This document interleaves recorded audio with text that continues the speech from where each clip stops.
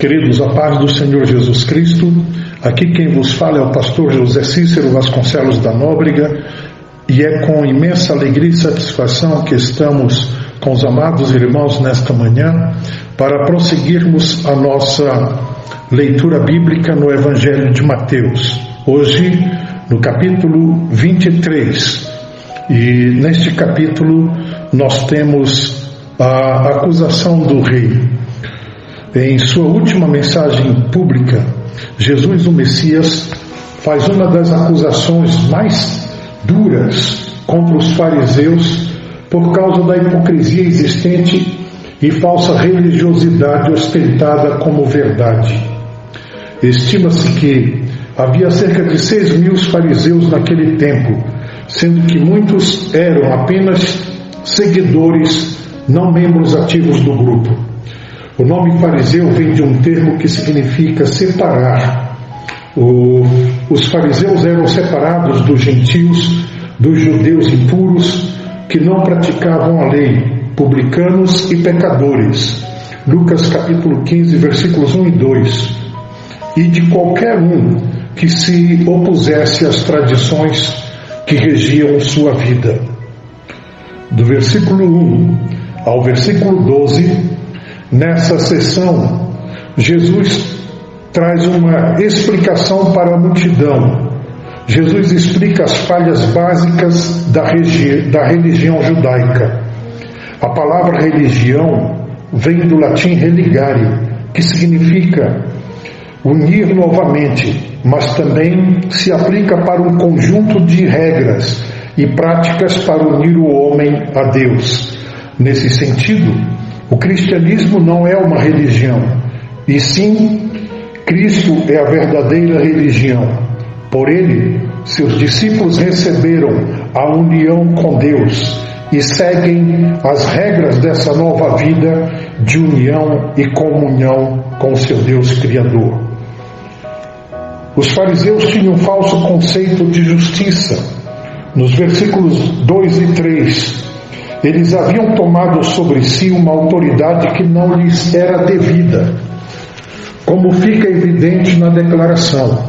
Na cadeira de Moisés se assentaram os escribas e fariseus. Não há registro nas Escrituras de que Deus tenha dado qualquer autoridade a esse grupo. Sendo assim, o povo deve obedecer ao que os fariseus ensinavam pela palavra, mas não praticar conforme suas obras, porque dizem e não praticam. Para os fariseus, a justiça significava conformidade exterior com a lei de Deus, ignorando a condição interior do coração. Literalmente, façam o que ensinamos, mas não façam o que fazemos. Tinham um falso conceito de ministério. Versículo 4.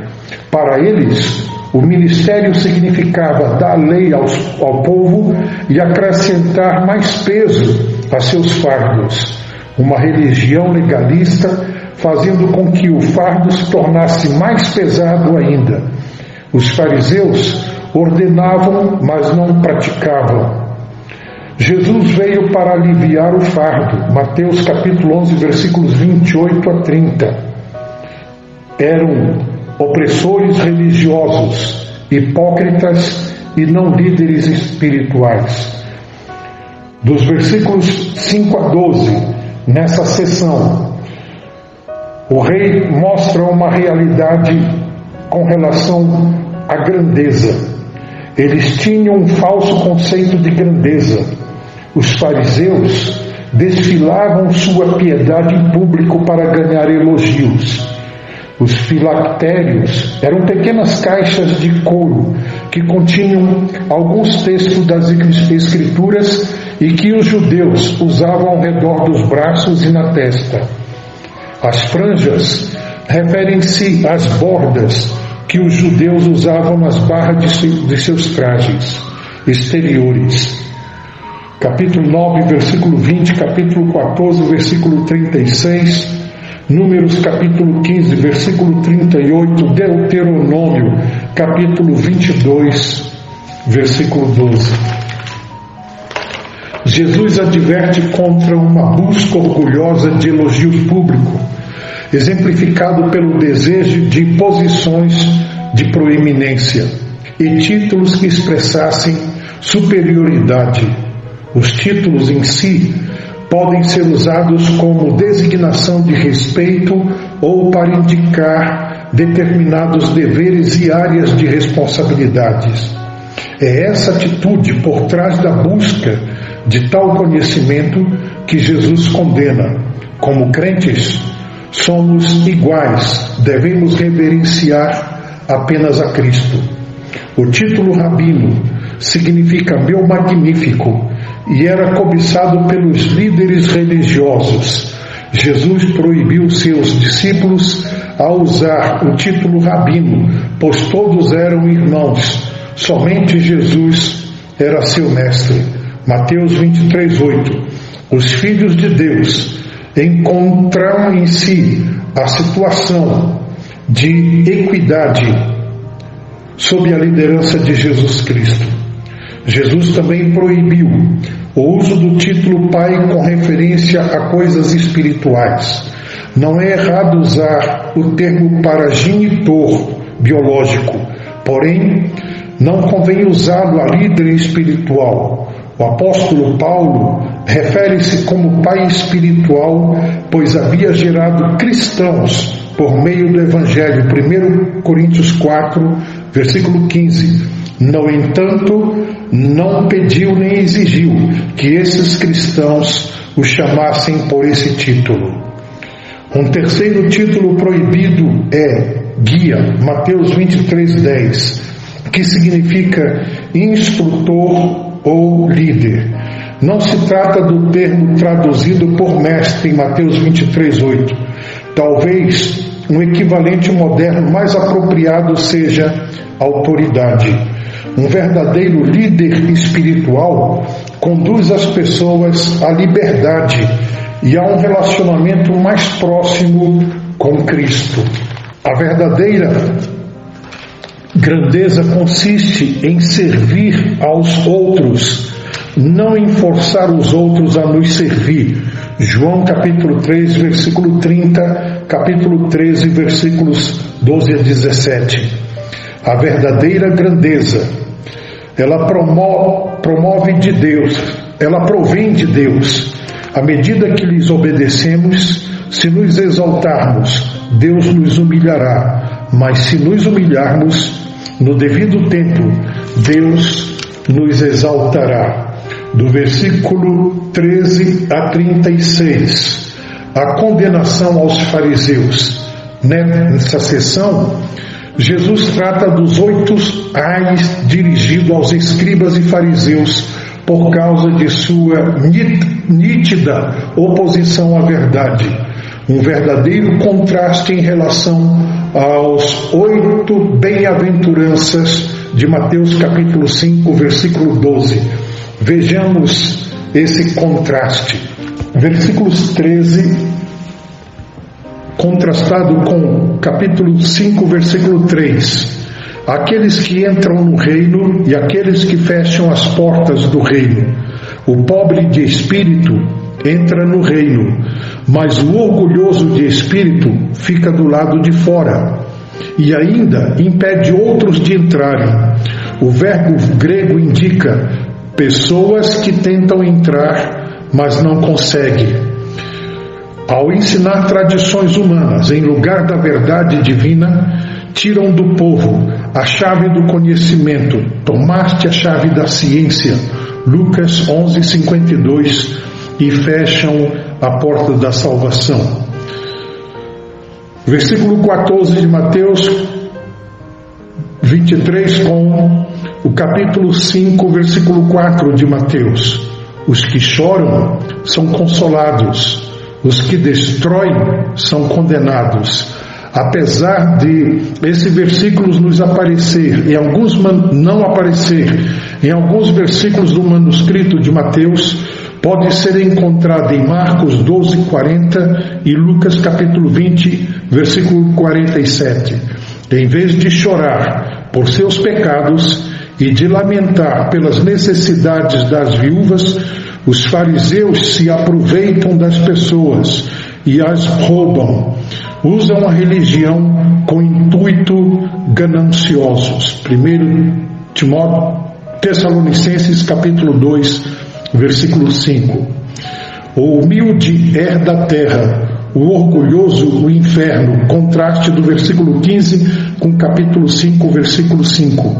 Um prosélito é alguém que se converte a uma causa. Os fariseus saíram em busca de novos membros para seu sistema legalista, mas não conseguiam apresentar essas pessoas ao Deus vivo. Em vez de salvar as almas, os fariseus as condenavam. Um filho do inferno é o equivalente a um filho do demônio, e era essa a designação que Jesus usava para os fariseus. Mateus capítulo 12, versículo 34, Mateus capítulo 23, versículo 33 e João 8, 44. Um filho do demônio é uma pessoa que rejeitou a salvação de Deus. Essa pessoa alardeia a própria retidão por meio de sistemas religiosos do qual participa. Fome de justiça e ganância de bens. Versículos 22 com capítulo 5, versículo 6. Guia cegos. É uma descrição perfeita e que deve ter feito os ouvintes sorrirem. Jesus já havia usado essa expressão anteriormente, no capítulo 15, versículo 14. Os fariseus estavam cegos para os verdadeiros valores da vida. Suas prioridades não estavam em ordem. Juravam em nome de algum objeto sagrado, como o ouro do templo, por exemplo, ou a oferta do altar, mas não juravam pelo templo ou pelo altar em si, uma vez que era o templo que santificava o ouro e o altar que santificava a oferta. Estavam deixando Deus de fora de suas prioridades. Jesus sabia que os fariseus desejavam tanto o ouro quanto a oferta do altar. Por isso praticavam o Corban, pois qualquer coisa sagrada, consagrada a Deus, não poderia ser usada para outros. Mateus capítulo 15, versículo 1 a 9, com Marcos capítulo 7, versículo 10 a 13. Não buscavam a justiça de Deus, só desejavam conquistar benefícios para si. Versículos 23 e 24 com o capítulo 5, versículo 7. Obter misericórdia, rejeitar a misericórdia. A especialidade dos fariseus era se preocupar com coisas secundárias. Ao mesmo tempo que tinham regras para todos os aspectos da vida, deixavam passar as coisas mais importantes. Os legalistas costumam ser assim, atentos para os detalhes, mas cegos para os grandes princípios. Não se incomodaram de condenar um homem inocente, mas se recusaram a entrar no palácio de Pilatos, a fim de não se contaminarem. João capítulo 18, versículo 28. Não há dúvida de que a lei do Antigo Testamento exigia o pagamento do dízimo. Levítico capítulo 27, versículo 30, Deuteronômio capítulo 14, versículos 22 em diante. Abraão havia praticado o dízimo muito antes da lei ser dada. Gênesis capítulo 14, versículo 20. E Jacó conseguiu o exemplo do avô. Jacó seguiu o exemplo do avô. Gênesis capítulo 28, versículos 20 a 22. Os princípios da oferta cristã no contexto da graça são apresentados em 2 Coríntios capítulo 8 e 9. Não nos contentamos em dar apenas o dízimo, 10%, mas também desejamos trazer ofertas ao Senhor com nosso coração cheio de amor. Justiça e misericórdia e fidelidade são qualidades importantes que Deus procura, que não podem ser substituídas pela obediência a regras. Apesar de ser importantes prestar atenção aos detalhes, nunca devemos perder nosso senso de prioridade quanto às questões espirituais. Jesus não condenou a prática do dízimo, mas sim aqueles que deixaram que seus escrúpulos legalistas os impedissem de desenvolver o verdadeiro caráter cristão. Coração puro, coração corrupto. Versículos 25 a 28, com o capítulo 5, versículo 8. Jesus usa duas ilustrações: o copo e o prato e o sepulcro. Ambas mostram a mesma verdade. É possível estar limpo por fora e ao mesmo tempo contaminado por dentro. Imagine usar pratos e copos sujos. Tudo que for colocado no prato ou no copo também ficará sujo. O povo judeu cuidava para não tocar cadáveres ou qualquer coisa relacionada com a morte. Por isso, os tornava cerimonialmente impuros. Números capítulo 19, versículos 11 em diante. Especialmente na época da Páscoa, passavam cal na parte de fora dos túmulos para que ninguém se contaminasse acidentalmente. Trata-se de uma representação vívida dos hipócritas, brancos por fora, cheios de corrupção e de morte por dentro. Bem-aventurados limpos de coração, é a promessa de Jesus. Sobre tudo que se deve guardar, guarda o coração, porque dele procedem as fontes da vida. Provérbios capítulo 4, versículo 23. Dwight Lima Moody costumava dizer: se eu cuidar de meu caráter, minha reputação cuidará de si mesma. Os fariseus viviam em função da reputação, não do caráter. Pacificadores e perseguidos são filhos de Deus. Perseguidores são filhos do diabo. Versículos 29 a 33, com capítulo 5, versículos 9 a 12. Ao chamar os fariseus de serpente, raça de víbora, Jesus os identificava com Satanás. A serpente, no capítulo 3 de Gênesis, versículo em diante, em sua parábola do joio, deixa claro que Satanás tem uma família. Mateus capítulo 13, versículo 38.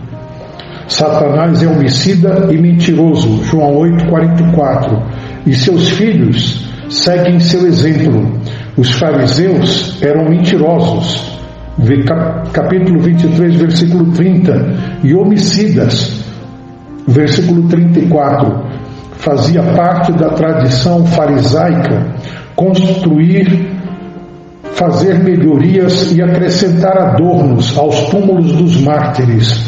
Mas foram os pais deles que mataram os mártires, não seus pais biológicos, é claro, mas seus pais espirituais, os hipócritas de outrora.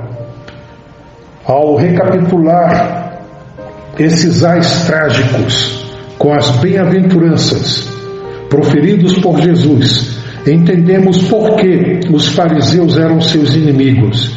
Jesus enfatizava o interior, enquanto eles se preocupavam apenas com o exterior. O Senhor ensinava o desenvolvimento de uma vida espiritual com base em princípios, enquanto eles se concentravam em regras e normas. Jesus media a espiritualidade em termos de caráter, enquanto os fariseus mediam em termos de atividades religiosas e de obediência às leis exteriores. Jesus ensinava a humildade e o serviço sacrificial, mas os fariseus eram orgulhosos e usavam o povo para cumprir seus propósitos. A vida santa de Jesus expôs a piedade artificial e a religião superficial deles. Em vez de saírem das trevas, os fariseus tentaram destruir a luz e fracassaram. Que possamos atentar, queridos, que Deus está mais interessado na atitude do nosso coração em obediência e serviço do que nos nossos atos e práticas religiosas.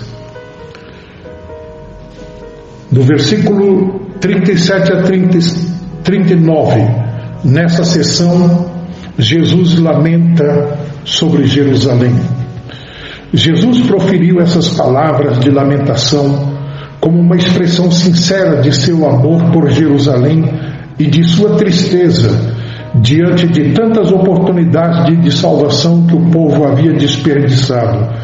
Jerusalém refere-se a toda a nação de Israel. Os líderes do país eram culpados de uma série de crimes contra os mensageiros de Deus e até mesmo da morte de alguns deles. Mas em sua graça, Jesus veio para reunir o povo e salvá-los. A declaração "quis eu e vós não quiseste" resume a tragédia da rejeição final à verdade. Não se trata de uma discussão sobre a soberania divina e a responsabilidade humana, pois ambas estão presentes. Deus não poderia impor a salvação ao seu povo, tampouco mudar as consequências de sua rejeição obstinada. Contudo, não quereis vir a mim para terdes vida. João 5,40. A imagem da mãe pássaro ajuntando os pintinhos sob suas asas é bastante familiar. Moisés usou-a em seu sermão de despedida, Deuteronômio capítulo 32, versículo 11. É uma imagem de amor, de cuidado terno e de disposição de morrer para proteger a outros. Jesus morreu pelos pecados do mundo, inclusive os de Israel, mas os seus não o receberam. Vossa casa provavelmente significava tanto o templo quanto a cidade. Ambos seriam destruídos em 70 depois de Cristo. Na invasão do exército romano, o templo chamado de Minha Casa em Mateus 21:13 havia sido abandonado e deixado vazio. Jesus deixou o templo e a cidade e foi para o Monte das Oliveiras. Mateus capítulo 24, versículo de 1 a 3. No entanto, Jesus deixou sua nação com uma promessa: um dia voltará, Israel o verá e dirá: bendito o que vem em nome do Senhor. Trata-se de uma citação do Salmo 118, 26, o grande salmo messiânico citado tantas vezes em sua última semana de ministério. Não podemos ler essas acusações tão severas sem nos admirar com a paciência e a bondade do Senhor. Nenhuma nação foi tão abençoada quanto Israel. No entanto, nenhuma nação pecou contra a bondade de Deus tanto quanto os israelitas. Foram o canal das bênçãos de Deus para o mundo, porque a salvação vem dos judeus. João 4:22. Mesmo assim, ao longo dos séculos, o povo de Israel tem passado grandes tribulações. Jesus nasceu judeu e amou sua nação. Nós, gentios, devemos agradecer a Deus pelos judeus, pois eles deram testemunho do Deus verdadeiro. Também deles provém as ilhas e Jesus Cristo, o Salvador. Queremos lembrar que, para preservar as Escrituras, muitos entregaram suas vidas para defender o cânon sagrado do Antigo Testamento. Como Jesus, devemos amar os judeus, procurar ganhá-los, orar pela paz de Jerusalém e encorajá-los de todas as formas possíveis. Queridos, orar pela paz de Israel é um dever cristão, mas principalmente pela salvação deles enquanto a igreja aqui está na terra, é uma missão terrena da igreja. Que Deus nos abençoe por meio de Cristo Jesus, nosso Senhor.